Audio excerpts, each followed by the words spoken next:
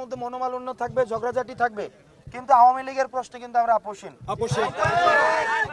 আপনি আজকে আমাকে গালাগালি করবেন, কালকে আমি আপনাকে হাতে তালি দিব, গালাগালি করব, কিন্তু আমাদেরকে ব্যবহার করে যদি ছাত্রলীগ, যুবলীগ, আওয়ামী লীগ আবার তার এই রাস্তা খুঁজে নেয়, আমাদের এই গ্যাদারিংসের মধ্যে তারা ঢুকে পড়ে, আপনার আমার ক্ষতি করে, একবার ভাবেন আমি এখানে আসছি, আমার উপর যদি আক্রমণ হয়, এটা কি ভাই আপনার গায়ে লাগবে না? অবশ্যই।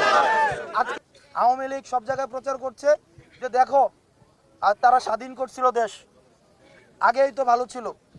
এখন এটা জায়গাটা আসলে আমরা আমাদের নিজেদের আসলে খারাপ লাগে, আওয়ামী লীগের সুযোগ পাচ্ছে, এটা আমাদের ব্যর্থতার কারণেই, কারণ আমরা তাদেরকে সুযোগ দিছি। মানে আমাদেরকে অনেকে বলে কিংস পার্টি, আমরা কিংস পার্টি না, আমরা কিংস মেকার। অর্থাৎ আপনি হচ্ছেন কিংস মেকার।